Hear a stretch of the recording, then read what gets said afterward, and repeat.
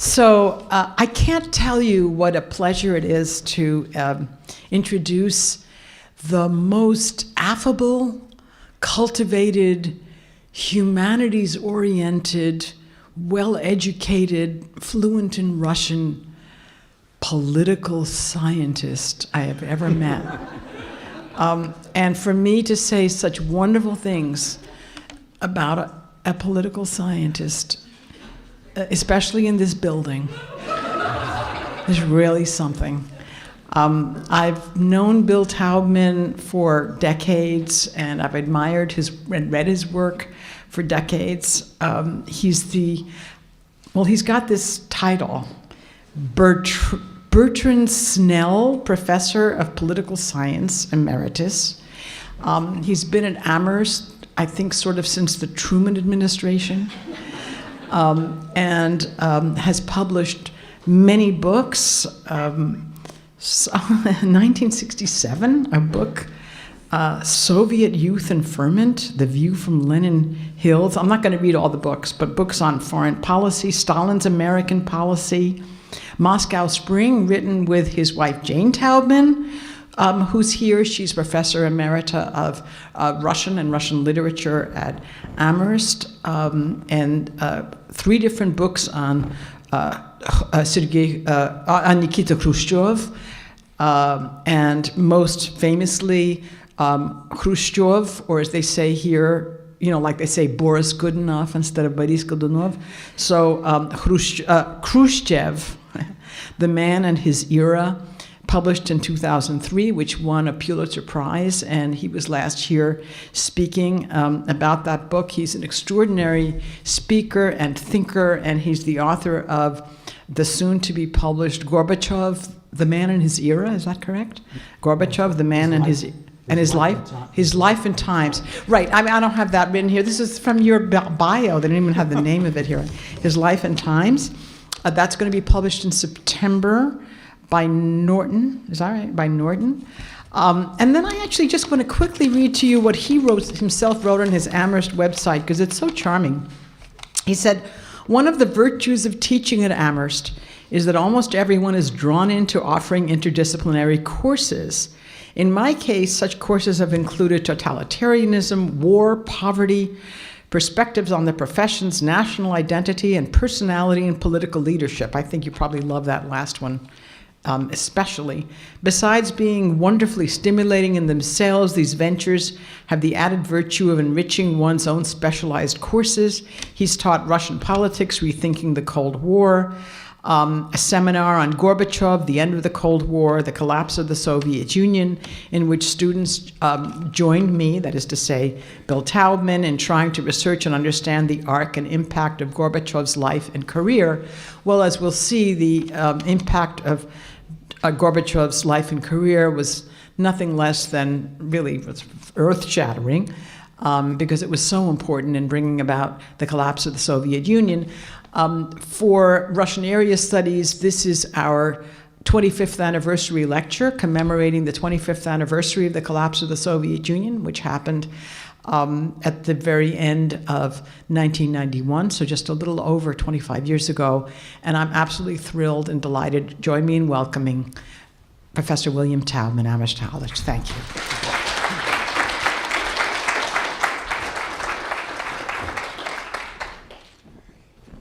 As a somewhat senior citizen, I realize I have to find room on this relatively small lectern for my handwritten notes, since it's not all on the computer, but I need the computer too, so I can press the button and put up some pictures. Life is hard, Hearing Nina pronounce correctly the name Nikita Khrushchev reminds me that John F. Kennedy made 4 mistakes when he pronounced the word Khrushchev. He talked about Chairman Khrushchev, and that has 4 mistakes in it. First, the accent, he had it on the first syllable, it should have been on the second. He said Khrushchev, it should have been for the first, the beginning. And then it should be Khrushchev, he said Khrushchev, maybe that's 3. At any rate, the correct pronunciation of Gorbachev is easier. than Khrushchev. Well, it's a pleasure for me to be here. I'm very happy to be here with my old friend Nina Tamarkin. And some of you may know, many of you may know, an old friend of mine from Amherst, Howard Wilcox, sitting out in the audience, who taught math at Wellesley for many years. We used to play tennis, and Howard still does. As you'll see in my talk, I'm going to be discussing Gorbachev a lot, and that reminds me that in my book, I have a page or two about the visit to Wellesley in 1990 for the commencement of Raisa Gorbacheva, accompanied by Barbara Bush. It wasn't an earth-shaking event as far as the world was concerned, but apparently it was quite an event at Wellesley, and it was interesting as I tell the story as a window onto the character of Mrs. Gorbacheva. Well, let me tell you my plan for tonight's talk. First, I'm going to talk about various causes of the collapse of the Soviet Union.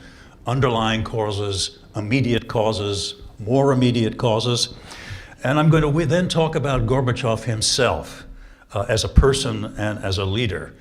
Not just because I happen to have written his biography, but because I think he played an absolutely crucial role in the events that culminated in the collapse of the Soviet Union. But first I want to begin with a kind of paradox. It has two parts. The first is that hardly anyone foresaw the collapse of the Soviet Union. Maybe almost no one. There is one person who I think can be said did.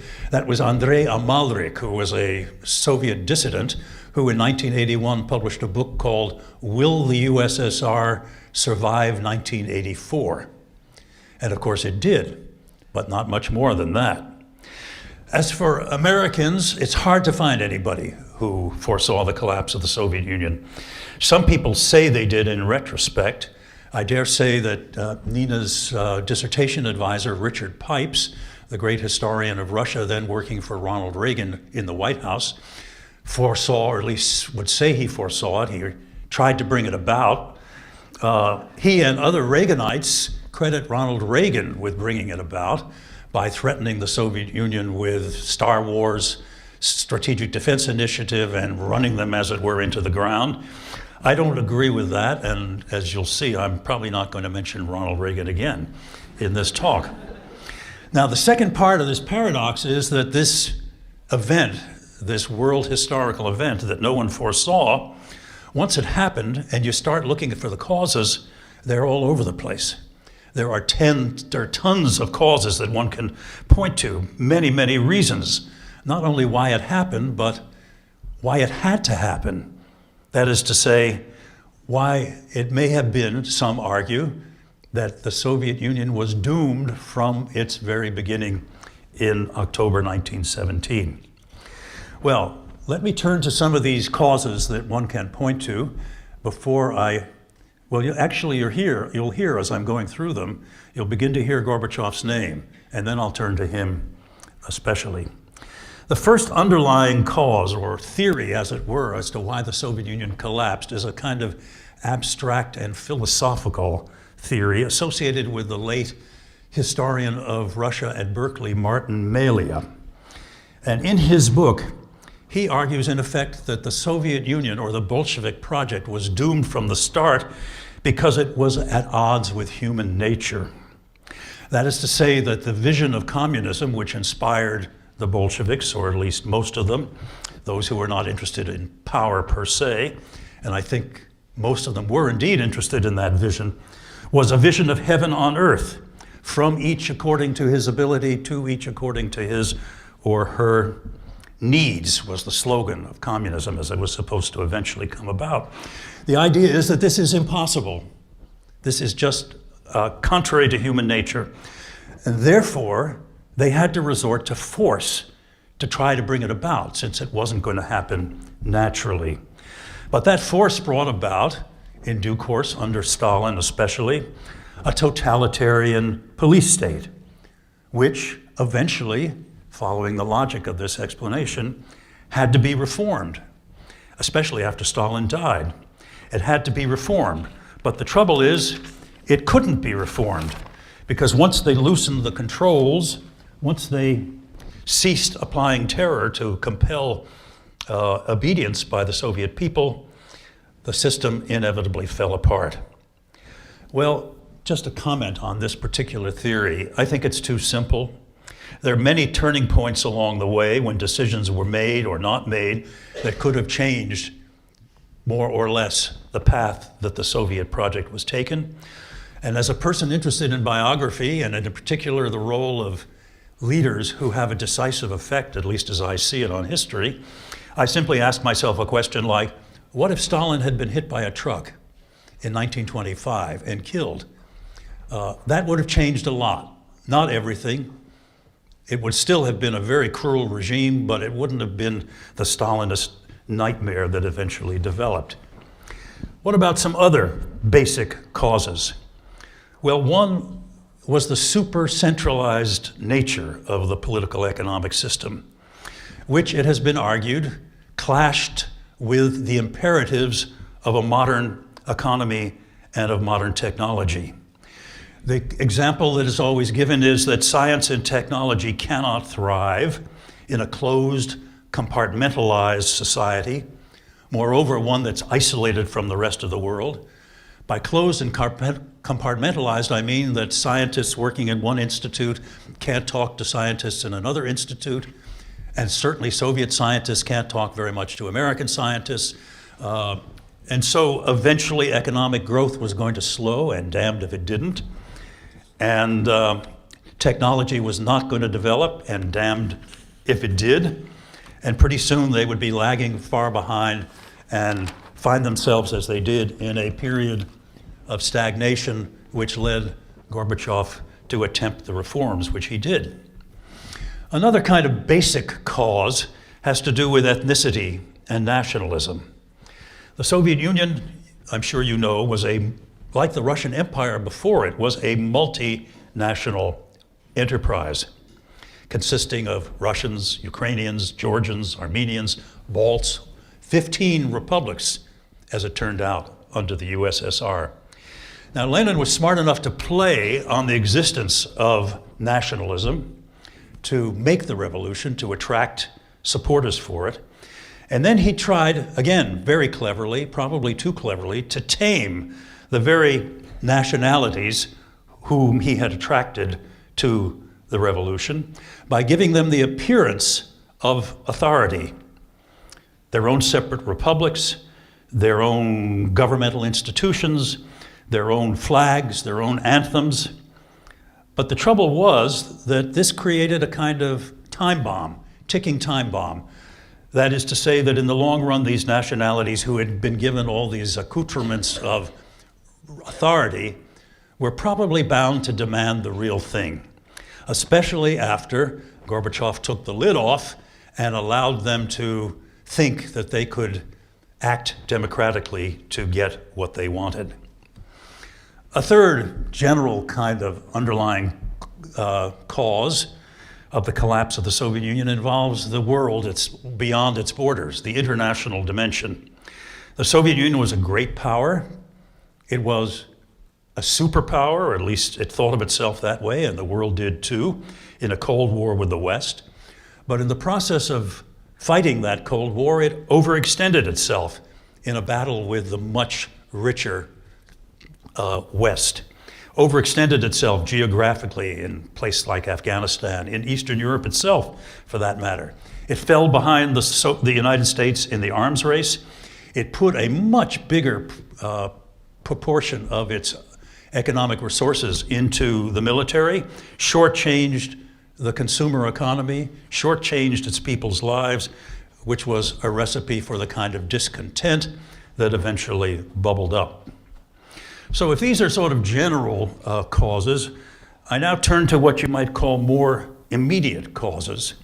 And here you begin to hear Gorbachev's name, because he was crucial to unleashing some of these intermediate developments which produced the collapse of the Soviet Union in the end. One was the political liberalization that occurred under his rule beginning in 1985, which undermined the Communist Party, which had been the skeletal backbone of the state. Another thing that happened was the division at the top, in the elite, in the Politburo, and beyond the Politburo, in which Gorbachev eventually found himself caught in the middle between hardline, well, here I have to correct myself, I was going to say right wing. This distinction is often made between left-wingers and right-wingers, but it's a very bad term to use because it's used opposite of the way it's used in this country. That is, the left-wingers at the time were the communists, but they called them the right-wingers in the Soviet Union, and the right-wingers were the liberals. Well, anyway, forget about it. I called them hardliners hardliners and liberals and radicals. Anyway, Gorbachev found himself caught between the hardliners and the liberals in a way that split the elite and opened up the system to the disintegration that occurred. Now, two more, even more immediate causes. These are particular events that took place in 1991, and after which the system was probably doomed, even though, according to Malia, it was doomed from 1917 on. But you can make the case that these two particular events really cut it off at the knees. One was the famous coup, or attempted coup, of August 1991, in which the hardliners put Gorbachev under house arrest, and where he was eventually rescued by the hand of Boris Yeltsin, who thereby became really the dominant political figure, although it can be said that he was on his way to dominance even before then. And then the Ukrainian referendum of December 1st, 1991, in which the Ukrainians voted for independence, dooming Gorbachev's attempt to turn the super-centralized, phony federation of the Soviet Union into a genuine federation, which might have happened if not for the coup and then for the Ukrainian referendum. By the end, Gorbachev was trying to shoehorn 7 or 8 of the republics, maybe even fewer than that, into what he was going to call the Union of Soviet sovereign republics, getting rid of the word socialist, and he may have actually gotten rid of the word Soviet too. So much for these general causes, underlying and more immediate. Now, as I said, I want to turn to Gorbachev. And why do I want to turn to Gorbachev? Because I think this is a classic case of how one leader has a decisive impact on world events. Now, you may say that if you read the newspapers day to day in this country, you have the impression that single leaders have a decisive impact everywhere, all the time, because the media spends so much time talking about leaders. And in general, I think that can be exaggerated. But particularly in the Soviet Union, where power was concentrated in the hands at the top, it turns out that individual leaders are absolutely crucial. The Bolshevik Revolution wouldn't have taken place without Lenin, who kept pushing for the seizure of power even when his colleagues, including Stalin and the others, said it's too early according to Marx to seize power. And then there's Stalin. Well, as I said before, it would have been a very, very cruel, brutal regime, but I don't think it would have killed off the millions that Stalin killed off. I would make the case that Khrushchev, too, in denouncing Stalin in 1956, and in the other thing he did that for which he's remembered, sending those missiles to Cuba, did things that nobody else would have done in his place. I think of all the lead Soviet leaders, the only one who did what other leaders would have done in his place was really Brezhnev. Because when you get to Gorbachev again, Gorbachev does what nobody else in the leadership would have done. So we have to talk about what he did, and we have to talk about his uniqueness, in part because that uniqueness, the fact that he did what others would not have done, is our invitation to try to understand him as a person, what drove him as a person to do what others with a different character and personality would not have done in his place. Well, what did he do? He initiated and led the fight to transform communism, which had been done by 1989. He, more than anyone else, much more than Ronald Reagan, there I did mention his name again, ended the Cold War. He presided unintentionally over the collapse of the Soviet Union, but contributed to that collapse which he had not wanted to bring about. And as I say, he was unique. He went much farther than his Kremlin colleagues who selected him in 1985 expected or wanted him to go. Only 2 or 3 of them, Alexander Yakovlev, Eduard Shevardnadze, and Vadim Medvedev, stayed with him almost to the end in 1991. All the others broke with him, or he broke with them. But the reason they were able to do so was because he either put them there or kept them there. So in other words, you can't say simply, well, he had 3 people who did what he wanted to do. Well, they wouldn't have been there in the Politburo, or they wouldn't have stayed there if he hadn't put them there or kept them there. I guess this is the moment when I could press the key on the computer, and there he is. This is the picture that I put on the cover of the book, and I did it because I think you get a sense of the man which is accurate. You get a sense of a man who is warm and strong and basically decent, maybe too decent for the role that he had to play. Okay, now, what I want to do now is address 3 big questions about Gorbachev's life, which help us to answer the question of the role that he played in the collapse of the Soviet Union and why he played it. The first question is, how did a peasant boy, he was a peasant born in a village in southern Russia called Privolnaya, how did a peasant boy who won a school prize for an essay hailing Stalin become the gravedigger of Soviet communism? And just for fun, I'll tell you what the theme of the high school essay that he wrote was. It was called "Stalin is Our Wartime Glory. Stalin Gives Flight to Our Youth." The second question is, how and why did the communist regime put him in a position to destroy it, given the fact that that regime had so many checks and guarantees to prevent somebody like him from getting into that position? The third question is, how did he go about trying to democratize the Soviet Union, and why did his effort to do so founder and fail? So let's go back to the first one. How did Gorbachev become Gorbachev? Well, he was born in 1931, and he grew up in a terrible time.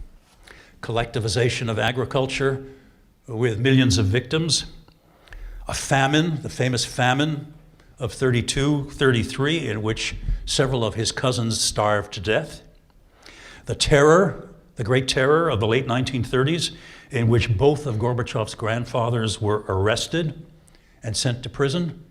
Both somehow survived. And that's interesting because psychologists say, as I've come to understand them, although I'm not a psychologist, that when terrible storms turn out to have silver linings, and in Gorbachev's case there were several of them, I'll tell you another one in a minute, this tends to encourage or in a person a sense of optimism, that things may yet turn out no matter how bad they seem to be. Another terrible thing that happened was that the Nazis occupied Gorbachev's village for 4 months in 1942. And they apparently were about to arrest and probably liquidate his family because his grandfather, one of them, was the chairman of a collective farm, and they were after communists like that, the Nazis were.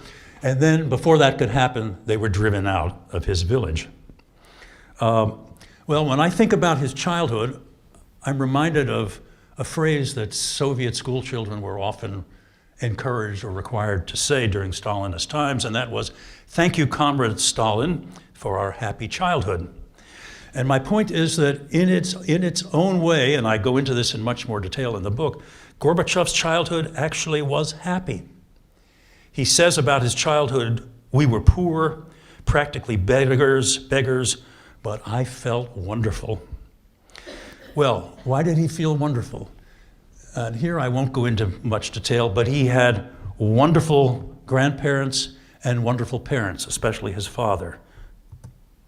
There he is as a boy with his maternal grandfather and his maternal grandmother. And I like this picture because of the little things like the hand on his grandfather's leg and their elbow or arms on his shoulders. And I don't vouch for what kind of collective farm chairman his grandfather was. He may have been a brutal man. Many of them were. But Gorbachev loved him. He and Gorbachev's grandmother loved him in return.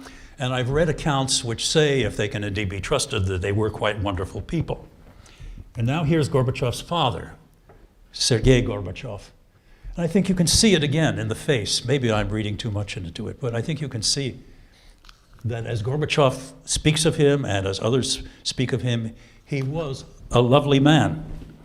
Well, my point is that growing up in this kind of environment fostered in Gorbachev a kind of sense of optimism and confidence, which also may have come naturally to him genetically, and trust in other people, without which one can't really conceive his daring to try to democratize his country, or even believing that it could happen because he trusted people to govern themselves.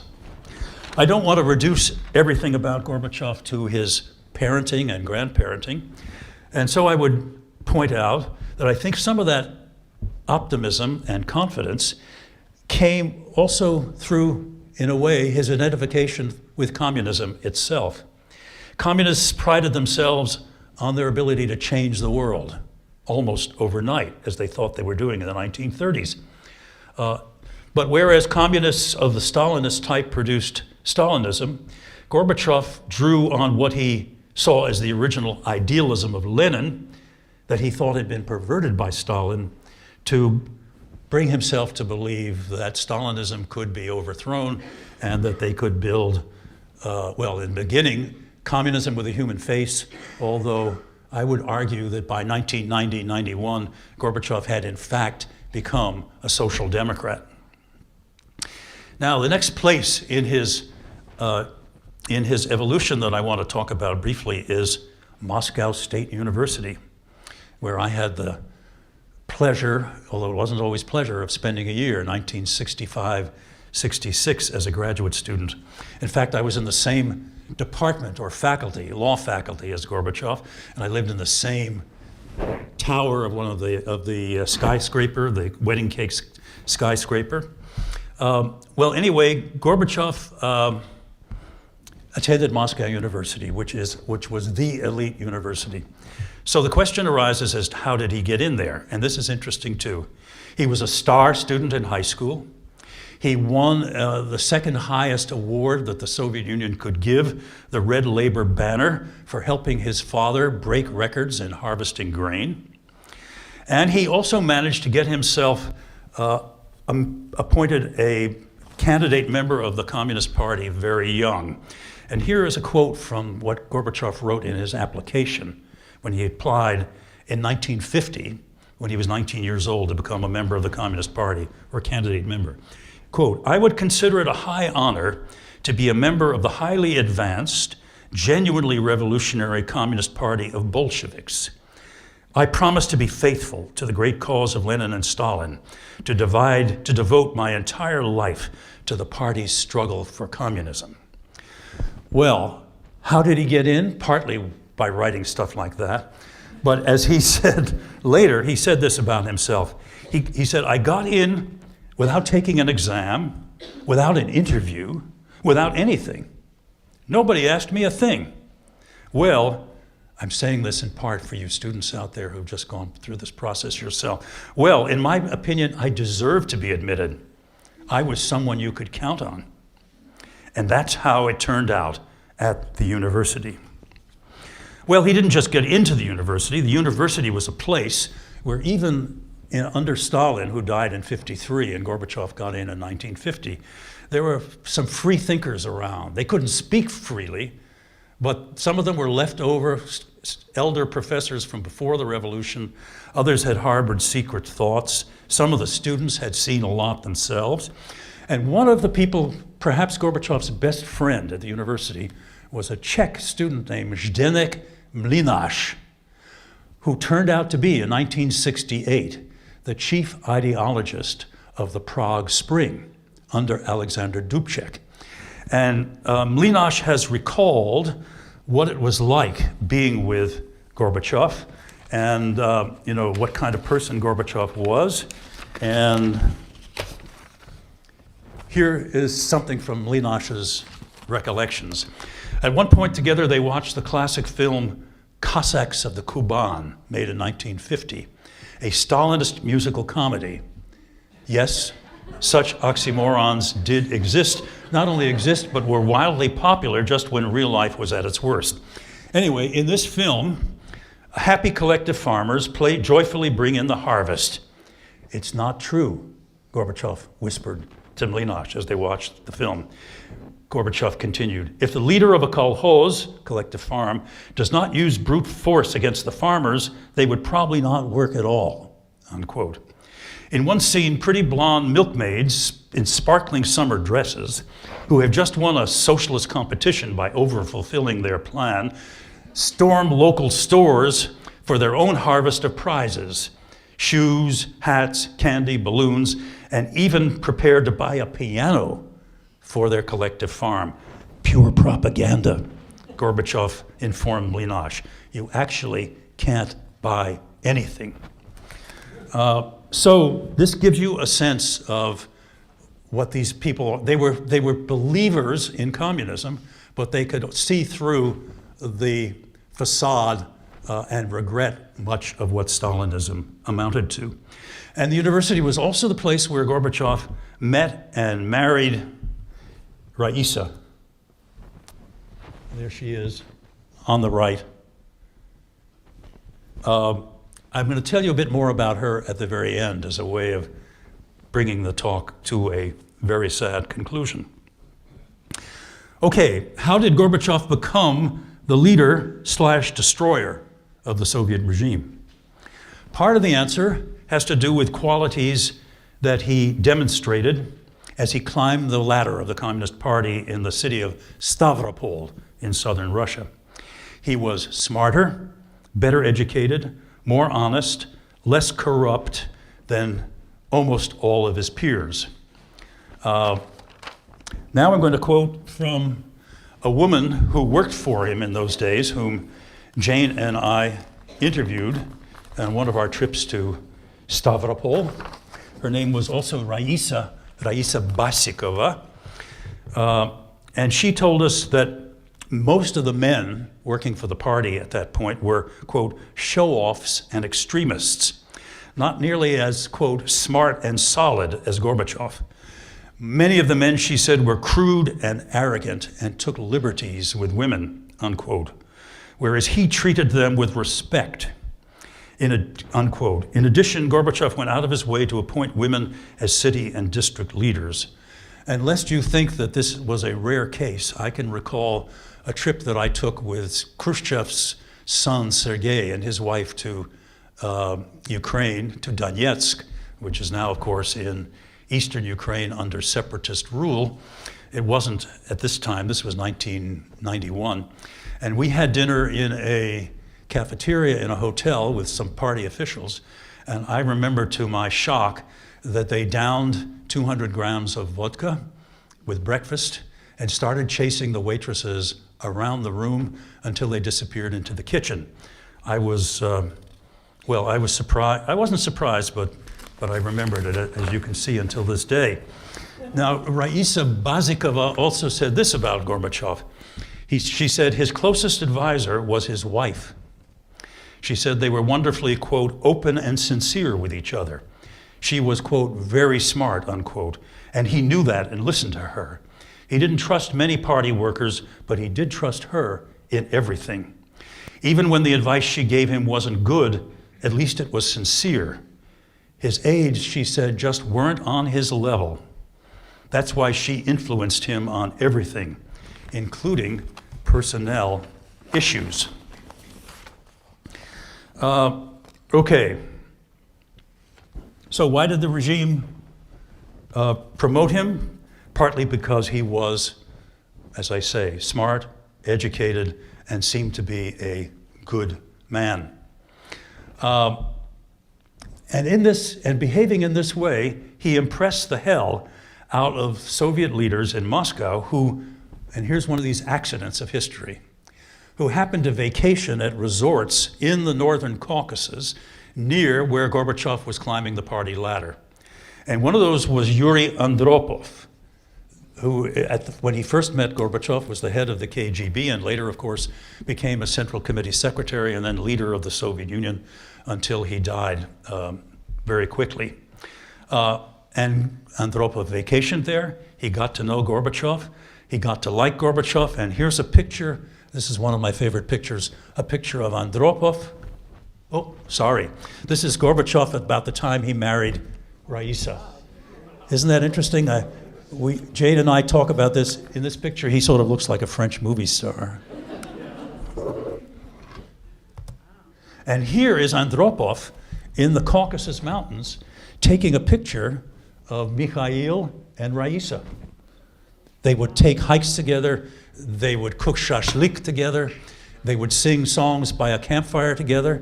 And Andropov would actually sing songs of bards who were not in entirely good odor with the regime. Andropov was a very complicated character who seemed to have some liberal instincts, but basically repressed them in order to do what he thought had to be done to govern this state. Well, it wasn't just Andropov. Gorbachev also met Kosygin, who was the prime minister, and Suslov, Mikhail Suslov, the Grey Cardinal, the chief ideologist.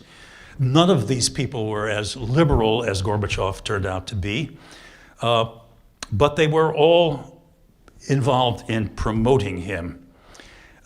They thought of him, these old men, as sort of representing these old men who understood how much cynicism existed all around them in the Soviet system, saw him as a kind of exception, saw him as as the best that the system could produce. So they helped promote him to Moscow in 1978, and then, as I said, in 1985 to the very top, the General Secretary. Why that last step to General Secretary? Because he was the youngest in a Politburo whose average age was well over 70, and because his immediate predecessors, Brezhnev, Andropov, and Chernenko, had been nearly dead men walking. And here I have a picture of one of them, Chernenko, who could barely breathe toward the very end. They sort of propped him up in front of a voting booth on election day, but you can see what kind of state of health he was in. So the colleagues chose Gorbachev because he was the youngest, because they hoped he would modernize the Soviet system, make it more efficient. They wanted moderate reform, but he gave them much more than that. Okay, how did he proceed to try to democratize the Soviet Union? Well, he didn't do so immediately. He started out slowly. His first major reform was the ill-fated anti-alcoholism campaign, which was a disaster because it not only alienated the millions of Russians who love to drink, but also undercut the subsidies from the sale of alcohol, which was a state-run monopoly, into the budget. And yet this was his first reform. Why? Because alcoholism was a terrible, terrible thing in the Soviet Union. And also this, you may not know, is interesting. Gorbachev and Raisa, his wife, both had younger brothers who were alcoholics, very serious alcoholics. Both, in effect, drank themselves to death. Another one of Gorbachev's early reforms that was not democratization was called acceleration. The idea was to accelerate economic growth and technological innovation, but it didn't.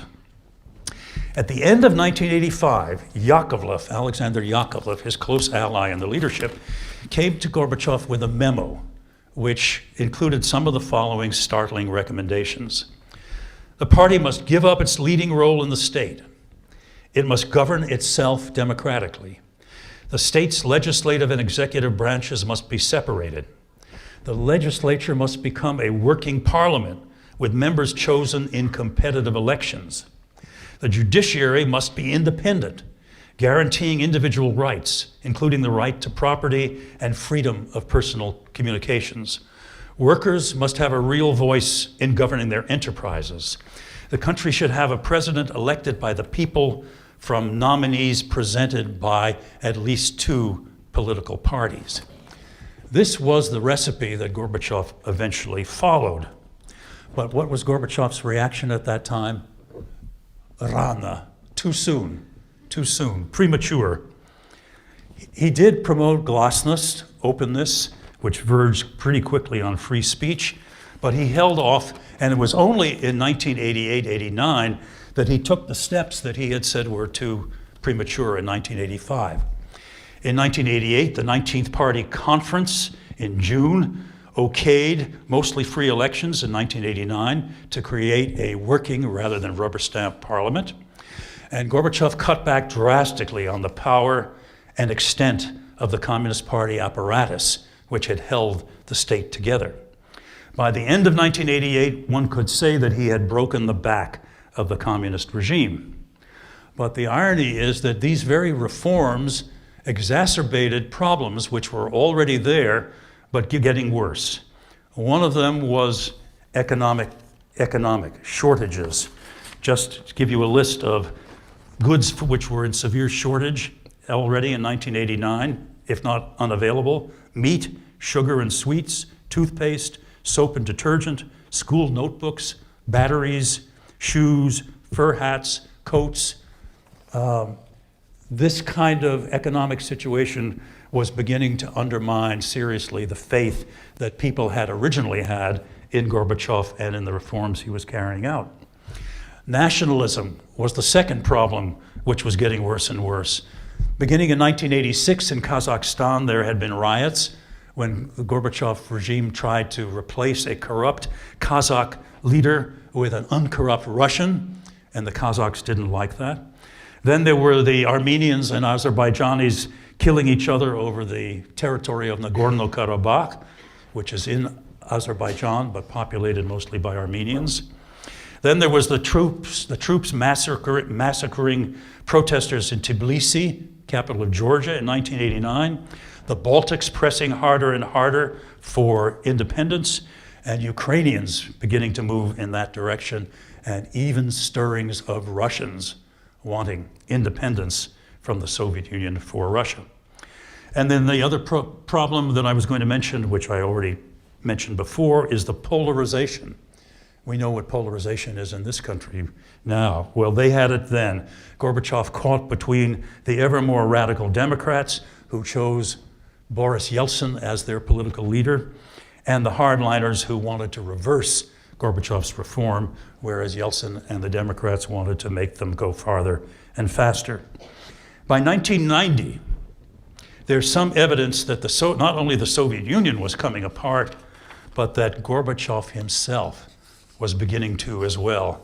And here I rely on the marvelous diary kept by Gorbachev's primary aide for both foreign affairs and to a somewhat lesser extent for domestic affairs, Anatoly Chernyaev, who just died last week at the age of 95. And Chernyaev describes 2 events in 1990 which led me to wonder whether Gorbachev wasn't coming apart. He describes Gorbachev attending the founding conference of the Russian Communist Party, to be distinguished from the Soviet Union's Communist Party. This was founded in 1990. Gorbachev didn't want it to happen because he was afraid it would turn into a vehicle for the hardline communists. Anyway, he attended, and as Chernyaev describes it in his diary, Gorbachev tolerated such abuse, even direct insults. He sat through so much nonsense, not even reacting to the most idiotic statements. He tried to defend himself, but was inundated with provocative, venomous, mocking, vulgar questions, which he answered in a rambling, muddled manner, as if he were trying to ingratiate himself with an audience that simply loathed him. And then another event toward the end of the year, Gorbachev was addressing the USSR Parliament, the Supreme Soviet. And this speech, too, according to Chernyaev, was disastrous. Quote, he was unrecognizable. He simply mumbled. He rambled on. His listeners showed complete indifference, even contempt, unquote. Cherняев, Yakovlev, and Yevgeny Primakov, another Gorbachev aide, were listening on the radio to Gorbachev's speech and were all distraught. They said to Cherняев afterwards, "What's happened to him? Why is he doing this?" Vadim Medvedev, another man who had attended the session, said, "He's overburdened, embittered, confused." Yakovlev later took Cherняев aside and, totally distressed, whispered to him, "He's done for, Gorbachev. Now I'm sure of it." Well, by 1991, Gorbachev didn't see that August coup coming. I think I have a picture here. I don't remember what it is. Oh, I know, it's later. This is after the coup. He didn't see the coup coming. He was still too confident that the hardliners who were going to try to oust him were not very gifted and he could control them. But they got him under house arrest for several days. He was rescued by Yeltsin, and afterwards he was in effect doomed if he hadn't been doomed before it. And here's a picture of Yeltsin bullying Gorbachev at a meeting of the Russian Supreme Soviet after the coup had ended. Gorbachev at this point tried to cobble together a minimal union of 8 of the former 15 republics as a confederation rather than a phony federation, but he failed, as I mentioned before, when Ukraine voted in that referendum for its independence. With that, if not before, the Soviet Union was finished. Gorbachev resigned on December 25th, 1991. On the same day, the Soviet flag was lowered. Well, what would I say about Gorbachev as a whole in retrospect? Well, as you probably know, opinion in the world is divided. I think in the United States, he's still viewed as something of a hero, as a great statesman who brought about the end of communism and the Cold War. In Russia, he is despised, not by everyone, but by very many people. I remember once I was checking out at the airport in something like 1993 in Moscow, and just to make conversation with the woman who was going through my baggage, I said, "I'm here writing a biography of Gorbachev," and this mild little old woman who was looking through my bags looked at me and snarled, "I'd like to hang him from the nearest lamppost." Well, what should we say? What would I say about Gorbachev in retrospect? I would say he succeeded in destroying what was left of totalitarianism in the Soviet Union. He brought freedom of speech, of assembly, and of conscience to people who had never known it, except perhaps for a few chaotic months in 1917.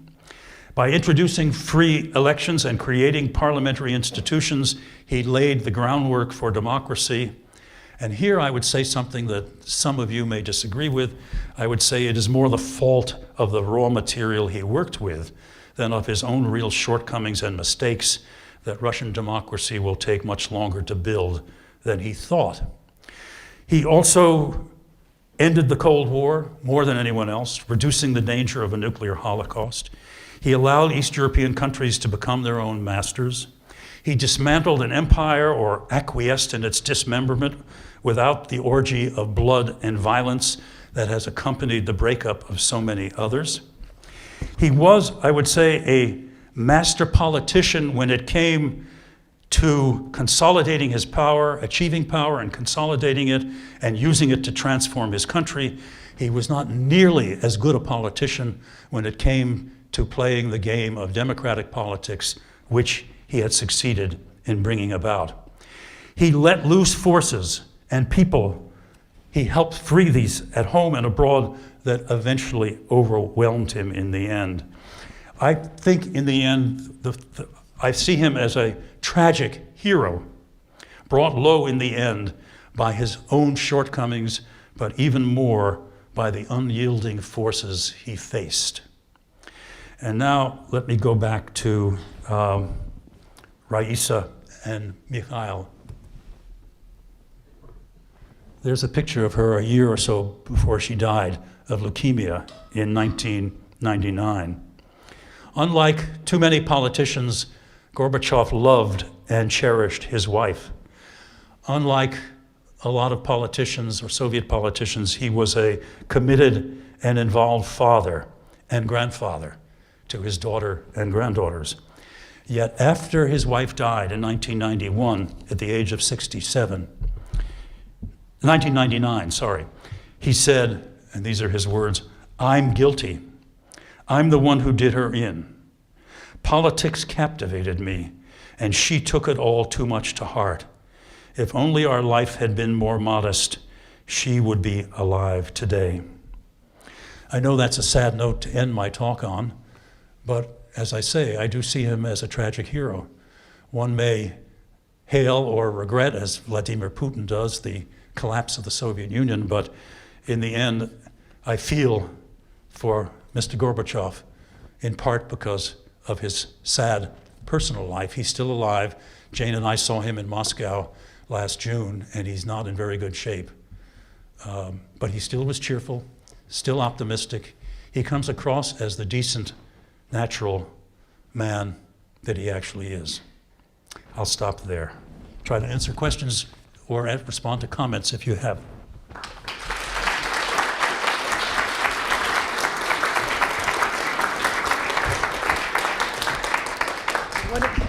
What are we going to say? Gorbachev for president? So just please, you can. I can call on people. Okay, I don't hear all that well, so I'm going to approach and ask you to speak loudly. Thank you. That was very lovely, and you brought wonderful memories from the past. I have a question. I have two questions, actually. What was the role of the Euro-communists at all in his thinking? The Euro-communists? Yes. Because it seems that Yes. several times, some of your expressions you used were coming or were repeated by them. And why the Chinese experience was so much different than the Russian experience? Did you all hear him? Yeah. Okay, I think, can you hear me if I stand here? Yeah. The Euro-communists, for those of you who don't know, were the communists in places like Italy and Spain, less so in France, somewhat in Eastern Europe, who were Gorbachev before Gorbachev was Gorbachev. That is, they wanted change, they understood what was rotten about Stalinism. They were very important for Gorbachev. He began talking to them as early as, I think his first contact with them was in 1971 at a Moscow Youth Festival. In the 1970s, he traveled to Western Europe several times, France, Italy, Germany. Many of his closest aides, like Cherняev, had been in Prague in the 60s working for a journal called Problems of Peace and Socialism. And they didn't learn their dissident views or their doubter views from that journal, but they learned it from the Euro-communists who were also on the staff of that journal. And as a climbing the party ladder in Stavropol and being, as he was for a while, the province party secretary, the boss of the province, he had access to books that were not for sale and that the elite could not have. And many of the elite didn't bother with them, but he did. And he read Euro-communists. He read Antonio Gramsci. He read Giuseppe Boffa, who was an Italian journalist. He read Roger Garaudy, Louis Aragon. So the Euro-communists loomed very large in his mind and in his thinking.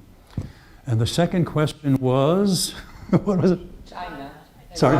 Why the Chinese experience? Oh, the Chinese. Well, the Chinese.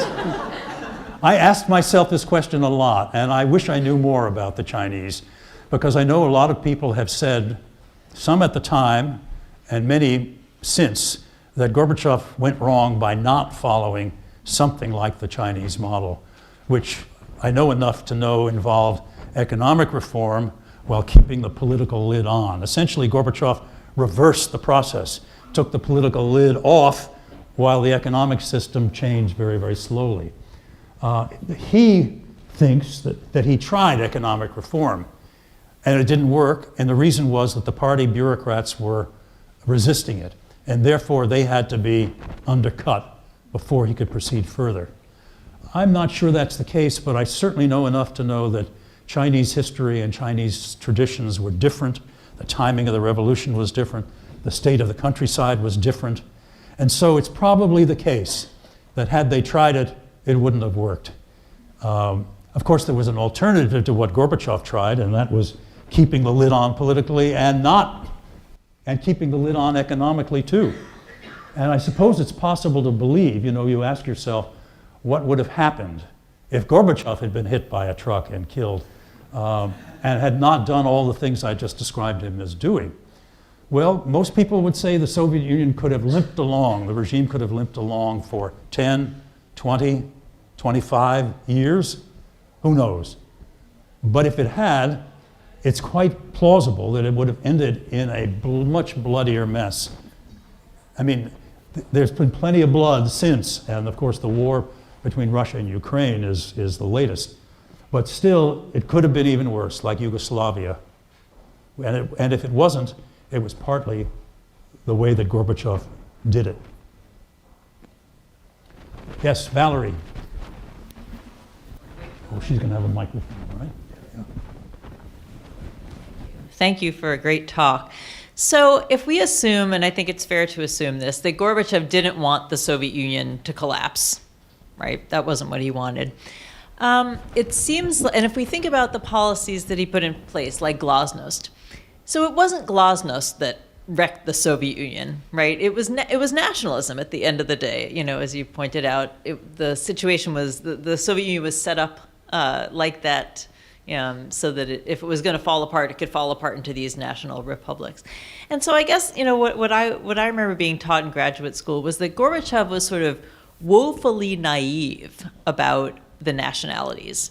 And I guess what I would, and some of the evidence that you provided makes that point. So you replace Kunayev with with Kolbin, and those Kazakhs go into the streets, and Gorbachev must have been terrifically surprised by that. And you have the anti-alcohol policy, and they plow up the vineyards in Nagorno-Karabakh, and next thing you know, the leaders of the movement for reunification with Armenia are springing up out of Nagorno-Karabakh. So he seems kind of uniquely clueless, I guess, about the force of nationalism, and specifically the force of nationalism within the Soviet Union. So I guess I'm curious as to why you think do you think he was naive about it? Do you think it was a calculated risk on his part? Did he just not think about it? Was Stavropol so white, that he didn't really have a lot of exposure despite being right next to the North Caucasus? Anyway, I agree that he was naive. I think he was very, very naive. Many people were.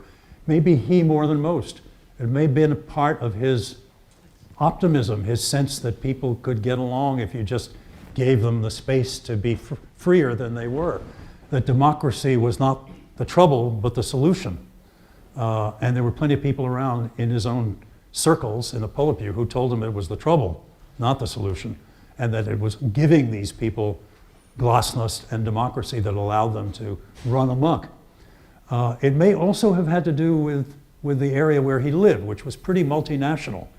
And he got along well with those people and thought they got along well with each other. But he was definitely naive, definitely naive. Not only about that, but I guess in retrospect, many other things. He's accused by his critics of everything from naivete to treason. In fact, some even say he might have been an agent of the CIA, which is crazy. They say Yakovlev was an agent of the CIA. I think that's crazy too. But there they have the fact that Yakovlev was an exchange student at Columbia University in 1968. And so they say you couldn't spend a year in New York without being corrupted. But definitely naive. Yes, he was. Yes. With science and technology being so compartmentalized and kind of shrouded in secrecy and limited, how did they put a man on the moon 10 years before we did? I have a nasty joke that I used to. I'm not usually nasty. I know, you're so sweet. My joke used to be that there were 75 people. I can't even bring myself to say it, but you'll forgive me. There were 75 people in the Soviet Union who knew what they were doing, and they built the Moscow subway, and they sent the rockets into space, but they couldn't be everywhere and do everything. Now, that's not fair. They had brilliant scientists, especially theoretical scientists. They had Sergei Korolev, who was the genius behind the rocketry, and who spent a good part of his time in prison before he was allowed out to organize the space program. So they could do many things if they focused their energy and they focused their resources and they had a kind of crash campaign to do it. And they did it. Howard. During our lifetimes, which are similar in length, there's a pattern that I think has always been there. And part of it is they don't seem able ever to produce consumer goods that anybody would really want to buy. And they've sort of lived conveniently off natural resources, which nowadays, there's more in the world than there used to be, so that's harder. But I'd just like to hear what you have to say about that. That seems to me to be true even now. That anybody who drives a Russian car or has a TV or a computer that's made in Russia, I mean, they don't Things are better now than they used to be. I mean, the stores are filled with stuff, not all of which is imported. The trouble had to do with the crash program emphasis on heavy industry and the real, almost total neglect of consumer goods. It had to do, and I'm not an expert exactly on how the economy worked. Maybe some people in the room who are emigres and who worked in the Soviet economy will know this better. But they used to have success indicators. It wasn't what you sold, it was the amount that you produced. It could be the weight of what you produced. So they would produce one huge nail, rather than many small nails. They just didn't care about that. The hell with that. And that's what they produced. I think now, they're doing better because they have enterprises which really work on these things. But that's the legacy, and it's hard to get rid of it, not only as even as a tradition, even as a set of practices and habits of mind. By the way, I neglected to say there may be some Amherst College alumni in this room. Glad to see you. Glad to see you. I should call on one next, but there was somebody in the way back up there. Yes. So I was actually going to dovetail with Howard's statement. How much did the sort of crash in oil prices constrain Gorbachev's freedom to maneuver? I mean, I grew up in Louisiana, and in the 80s there was a huge crash in oil prices extended. My state lost population, and I think it was worse in Russia. So my question is, how much did the crash? In oil prices. Oh, yes. So in the 80s, that would have been when he was trying to reform the economy. Yes. And I wondered to what extent did it constrain his options? So he had to go the political route instead of... It was devastating. It was devastating. I mentioned the drop in the budget as a result of the anti-alcohol campaign. The drop in oil prices was horrible because a few years before that, when they were high, it was the high oil prices that really kept things going. And it was ironic that it undercut him. And it wasn't only the market. I think the Saudis, at the bidding of the Reagan administration, worked to reduce the price of oil to hurt the Soviets. There are lots of ways, I didn't go into this tonight at all, but it's a lot of it in my book. Lots of ways in which the United States, in particular in the West, undercut Gorbachev.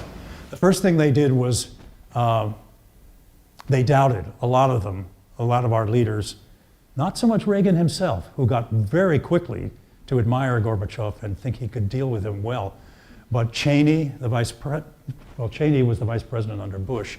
I guess he was defense secretary under Reagan, if I'm not mistaken. Cap Weinberger, right, okay. Robert Gates, later the head of the CIA. Scowcroft under Bush later. Even when Reagan and then Bush wanted to deal with Gorbachev, came to believe in him, they kept being told by some of their advisors, like Weinberger and others, that Gorbachev might still be just a smiley-faced communist who hadn't proved himself. And this is really wrong because they were still saying this in 1988 and 1989. And if you look at what Gorbachev had done by 1988, 1999, he's getting out of Afghanistan, he's cutting back on the military, he's endorsed freedom of choice in his speech at the UN in December. Freedom of religion. Freedom of religion. And these guys, or at least some of them, are saying, don't trust him. And in 1989 was really the missed opportunity, because in 1989, he was still by far the most popular leader in the Soviet Union. And he was beginning to encounter trouble, and he was hoping that Bush would pick up from where Reagan had left off. Reagan, the arch conservative, had vouched for him. Reagan had told him that he was going to make sure that Bush followed in his footsteps when they met in December 1988 at Governor's Island. And Bush had promised Gorbachev that he would, and told Gorbachev to ignore whatever he might have said that sounded otherwise in his presidential campaign. And then Bush came in and declared a pause, P-A-U-S-E, not P-A-W-S. Anyway, and it didn't really resume. The next summit wasn't until December in Malta. And so that was the time they could have given Gorbachev a hand, and they really didn't. So what's the missed opportunity there exactly? What, So sorry? people talk about this, like Stephen Cohen talks about this, and various other people talk about these missed opportunities sort of preventing the breakup of the Soviet Union, and it's unclear to me what the missed opportunity is there exactly. Well- Like what, because it was relatively bloodless, a collapse of the Soviet Union. So what's the precise missed opportunity, or what could Gorbachev have accomplished if the Soviet Union hadn't collapsed? I mean, obviously things haven't turned out well now, but what was the opportunity then where things could have turned out Well, better? I can't really tell you what he would have accomplished if it hadn't collapsed, but we know what he was trying to do. He was trying to save a Soviet Union that would be democratic and really, in effect, social democratic. He was trying to turn the Soviet Union into a genuine federation, even if without the Baltic states and perhaps Georgia and a couple of others. I won't say he would have turned it into Sweden. That's a different country, a different people, a different culture, a different tradition. But that's sort of what he was trying to do.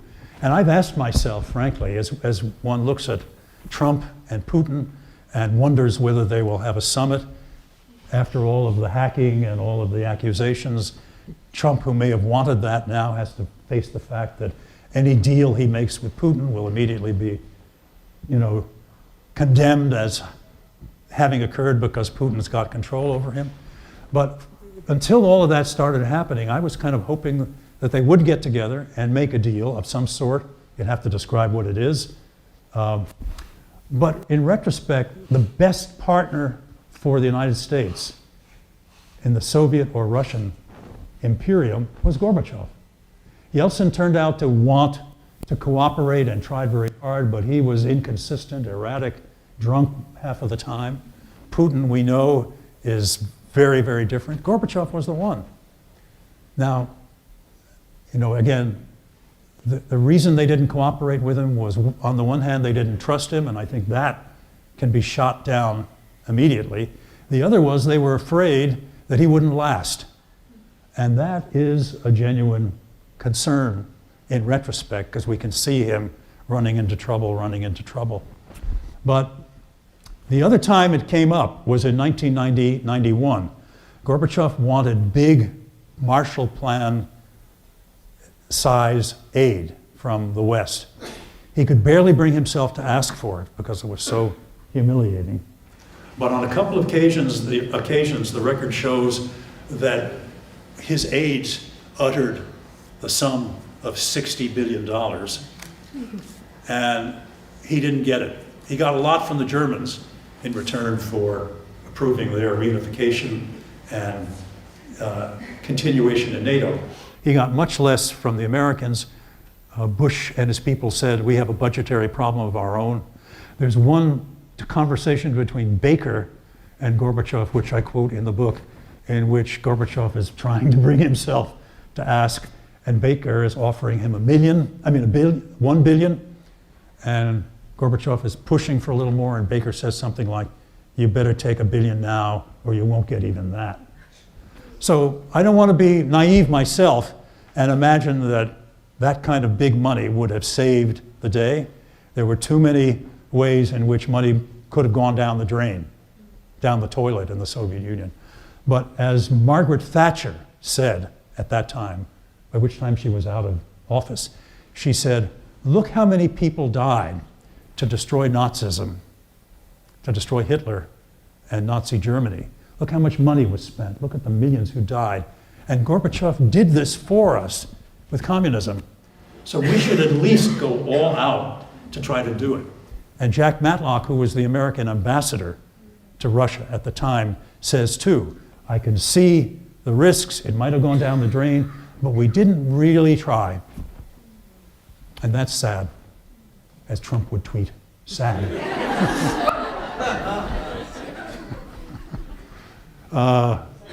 Yes? Thank you.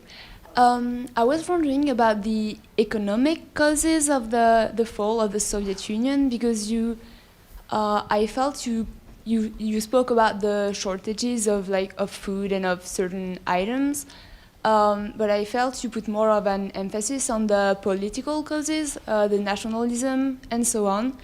And I was wondering if you felt like the political was paramount, superior to the economic causes. For instance, I don't know, like the... Okay. Okay. Sorry. So far, yeah. My problem. No worries. Are you French? Yes. Ah, non French. Oh, bien sûr. No, I don't speak French. This young woman is asking about the economic causes. And what role they played in the collapse of the Yes, would you say the political causes were more important than the economic causes in the fall of the Union, the political causes ultimately? more important than the economic in the fall of the Soviet Union? Well, it's complicated. The economic situation in 1985, the economic stagnation, was so bad and palpable that it generated the desire on the part of even some of the tough guys in the Politburo for reform.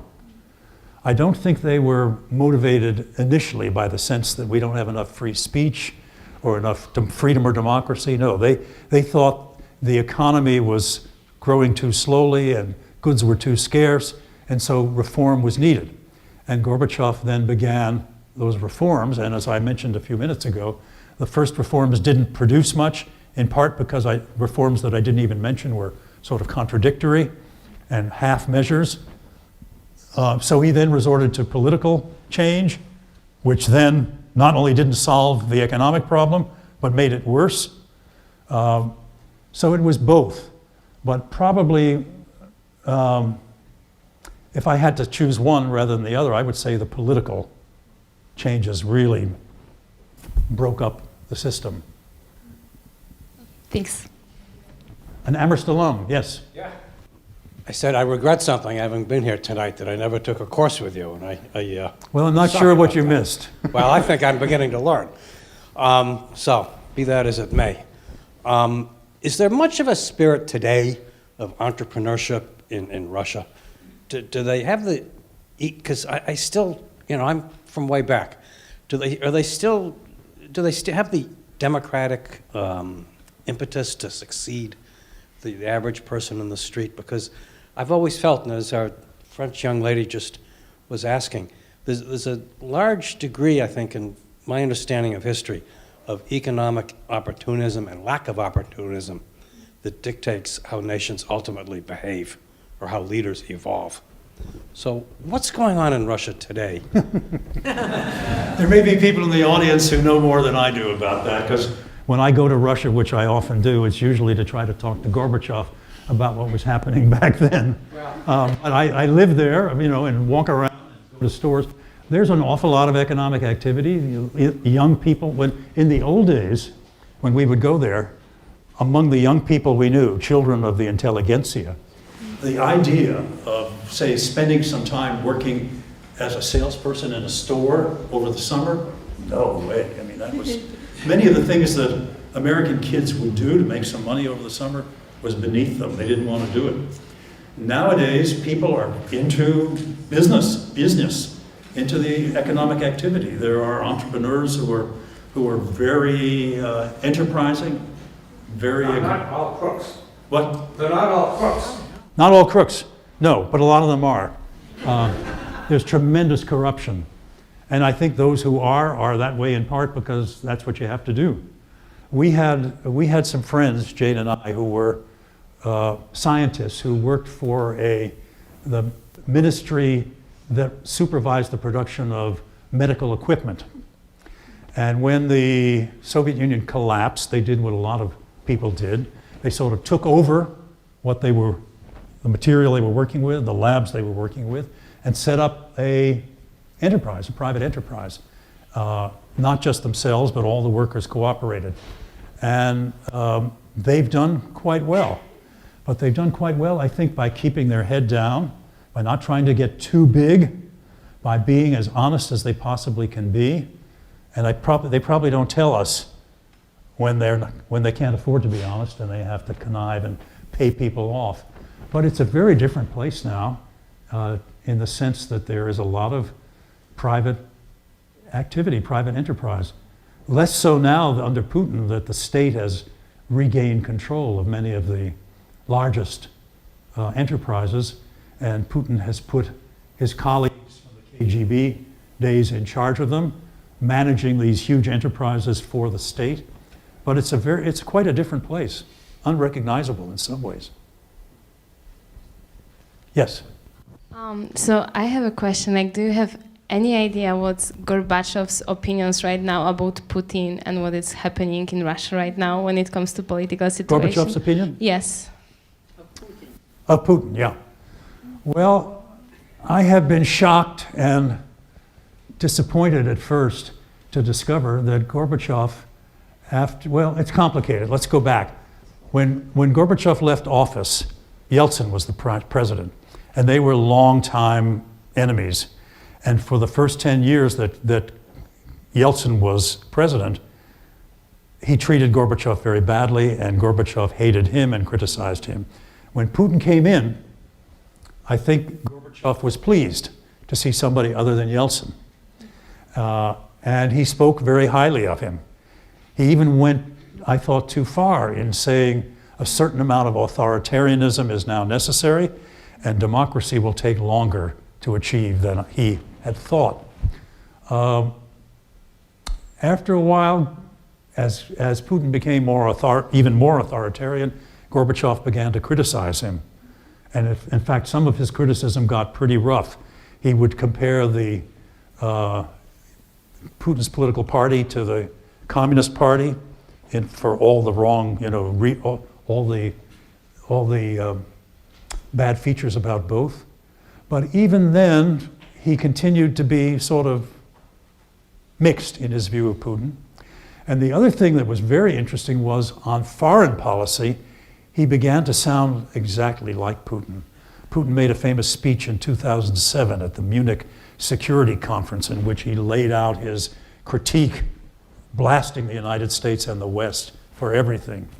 And Gorbachev has come pretty close to saying the same things. I wondered about that because some of the things that Gorbachev criticizes the West for are the things that the West did at the time when Gorbachev was in power and seemed to be willing to go along with it. So I think Gorbachev has been brought around to a much more skeptical, if not cynical, view of the West than the one he had at the time. That's partly due to the fact that he believes that the West wasn't straight with him at the time. One big issue is NATO expansion. I've actually read the transcripts of the Baker-Gorbachev talks in which Baker says that if Germany is allowed to remain, United Germany to remain in NATO, NATO's military jurisdiction will not move 1 inch to the east. Well, we know that it's moved a lot more than 1 inch right up to the borders of the Baltics and Russia. So Gorbachev feels betrayed, just as Putin does. But I think what's really, I mean, my guess would be that what's going on, as well as the things I've just mentioned, is that Gorbachev desperately wants to be respected by the president of Russia. And he doesn't want to break entirely with Putin. And when Medvedev came in for that one term, he was much happier about Medvedev, and they got along indeed very well. So it's a complicated.